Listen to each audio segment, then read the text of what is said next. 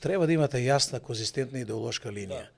И, за жал, јас не можам да видам дека ВМРО ДПМН е спомнал македонско национално единство, македонски национален стратегиски интерес, место македонски народ, народот на Македонија. Значи, јас не можам да видам ревност за македонското Македонија, ревност за својна, своето, својата, кој тоа не е национализам.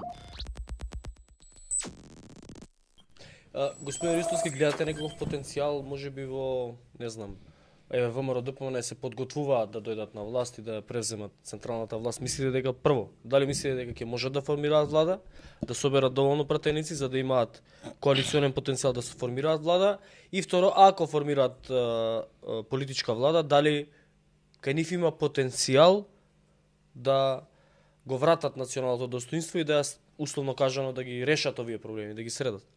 И дали воопшто има волја и мотив кај нив?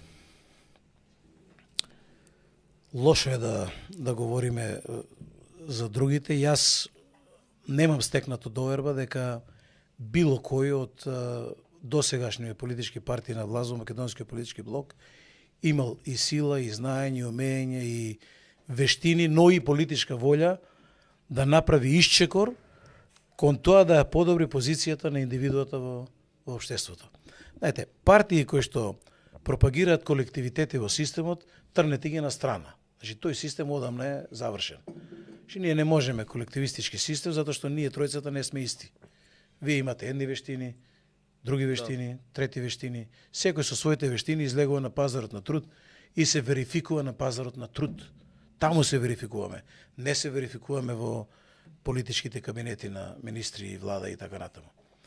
Значи, поентата е дека политичките партии мораат да изведат систем, она што го говориме за Америка од татковците на нацијата. И индивидуата на пиедестал, луѓе, потребите на индивидуата. Значи, творечкиот потенцијал да го кренеме на индивидуата, да секој почне да размислува што има вредно во него за да може да го валоризира на пазарот и што од ресурси му се потребни и да тропне на вратата на било која државна администрација, општинска ли е, локална или државна, и тие да речат повелете како можеме да ви помогнеме да подметне рамо, да подаде рака, да му ги отвори сите ресурси што ги има државата и да рече што ви е потребно, дајте да станеме партнери во процесот, вие да успеете.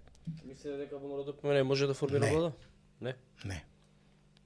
Не, мислам дека ќе имаме остра политичка битка. Мислам дека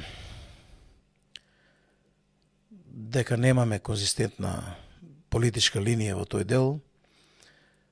Знаете, да излезете со теза дајте ни 61 и после се ќе цвета, сите рози ќе цветаат, мислам дека не е теза за да се добијат избори. 61 никогаш повеќе нема да се повтори во македонскиот политички спектрум од ниедна партија, не само од ВМРО ДПМН. Тоа се случило еднаш и никој пат повеќе нема да се случи. Старата слава поминува. Авторитетот на ВМРО ДПМН е сериозно паднат меѓу македонските граѓани, меѓу населението. Таму имате сериозна неконзистентност во политичките ставови во самиот врв на политичката партија. Мислам дека таму имате и византиски игри внатре. Но има таму, во третиот ешалон, има златни деца, млади, образовани, интелигентни, кои што веројатно ќе треба да почнат да ги преземаат структурите на власта во ВМРО ДПМН и да се породи евентуално нешто ново. Потребен е ВМРО ДПМН на Македонија, но реформиран со една поинаква визија, со една јасна идеолошка ориентација, не може да мешаат леви и десни мерки, инструменти на политики и така натаму. Сега ме потсети еден од гледачите, он тие го велича Лазар Колишевски сега пред некоја недела. Треба да имате јасна, конзистентна идеолошка линија. И, за жал, јас не можам да видам дека ВМРО ДПМН е спомнал македонско национално единство, македонски национален стратегиски интерес, место македонски народ, народот на Македонија. Значи, јас не можам да видам ревност за македонското Македонија, ревност за својна, своето, својата татковина. Тоа не е национализам. Тоа е љубовта за својот народ, љубовта за својата татковина. Вие ако тоа го немате ништо. Они спроведуваат сега. Во суштина тоа е нивната улога за печатирање на Северна Македонија. Тоа е македонската трагедија. Ние наместо да го дисеминиравме тој дел, ние го не ние него, сега ВМРО ДПМН е на дело И тоа е таа неконзистентност.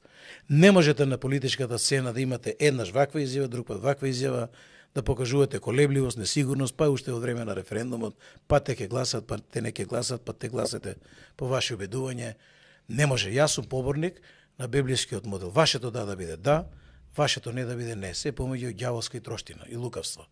И ја би сакал до гледачите да упатам порака, ако видите колебливост на политичката сцена, час вака, час така, во однос на политичките ставови, во однос на политичката траекторија, бегајте од таквиот. Ако пред една година зборел едно, сега зборува друго, до година ќе зборува трето.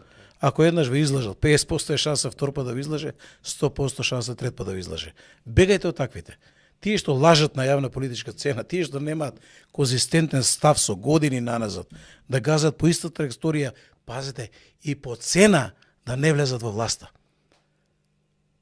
Интегра и јас, ние жртвуваме вест во власта заради стамените остава однос на Северна. Нас не повикаа во Американската амбасада пред изборите 20 година. Дојде од Стейт департментот, човек саат и 40 минути имаме средба. Се согласиме. На крај знаете што ми вели? За се согласуваме и ќе се согласиме за се, дека само за една работа не може да се согласиме. За Северна. Ја реков додека го боли душата мојот народ од наметнатото Северна, која е навредливо за мене лично, и заради солзите на мајка ми, која што со недели плачеше заради промена на името, никој пат нема да се согласиме. Ке се согласам дека за тоа никој пат нема да се согласиме. И ние жртвувавме позицијата во власта. Ке имавме подршка сериозна. Ден денеска добиваме сигнали. Но ние сме конзистентни. И ке ги трпиме последиците.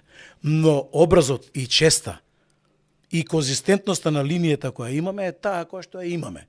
Ке чекаме момент кога ќе имаме нормална власт, кога ќе имаме нормална држава, во едни нормални околности, нормално ќе постапиме. И Северна мора да испари од домашниот правен поредок.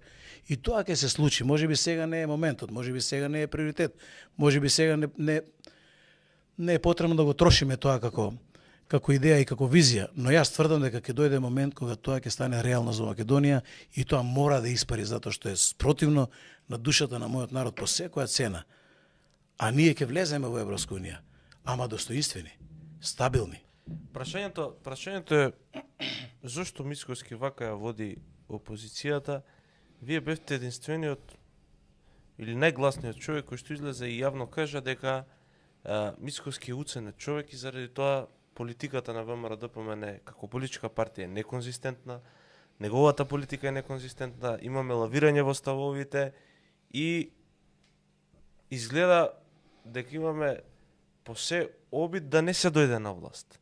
Затоа што раскарувањето со Јакимовски, со Арсовска, со Левица, со вас, буквално со сите потенцијални коалициони партнери или веќе коалициони партнери на Мицкоски, упатува на тоа дека тој навистина не сака да дојде на власт. Јас не знам дали сака или не сака да дојде на власт, но јас како и секога се држам до вистината. Јас заради таа вистина 3 пати ми ја блокираа сметката и ми сунуваат пари од личната трансакцијска сметка со тужба од актуелниот министер за внатрешни, нели во име на Христијан Мицкоски. А зошто ве тужеше? Не можам. Па заради изјавата во Мелбурн дека јавно сум изјавил дека тој уценет. А добро, тој пред вас кажал дека е уценет? Да. Го кажал тоа пред други луѓе? Да, имаше тука еден од генералите во пензија.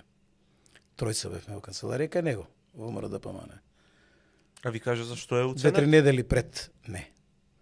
Не може само да нагаѓаме. А само тој лично е уценет или можеби и пошироко? Па ја знаете изјавата, сега да не се повторуваме, значи Добро. Тоа е тоа, мислам. Како ќе настапи избори? Значи, На парламентарните избори.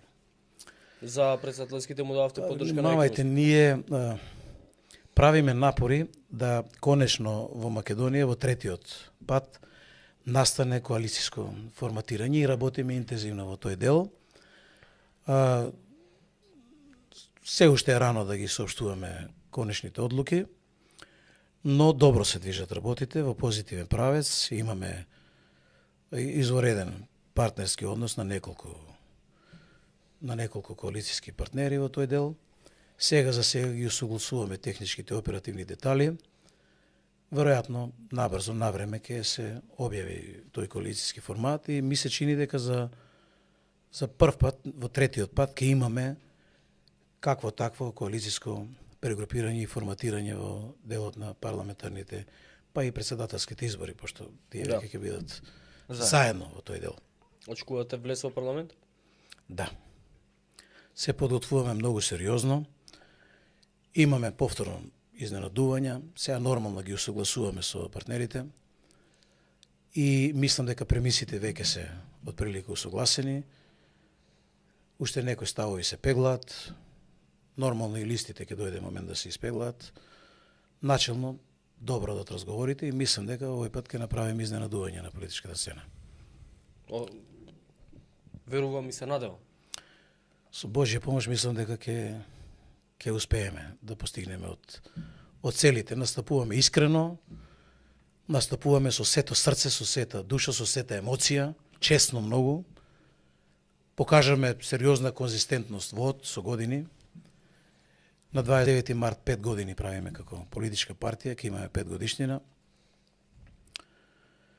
И мислам дека за овие 5 години, ако не друго, барем малку светлина внесоме на политичката сцена, навлековме многу непријатели, многу ботови на социјални мрежи, но тоа не деморализира, тоа напротив не зајакна, не освести во некои работи, се прегрупиравме внатре, се реформиравме внатрешно, научивме многу лекции од тој дел и со уште поголем елан, со уште поголем ентузијазам, лидерските тимови на Интегра се спремни да влезат во следнава битка. Тоа е тоа.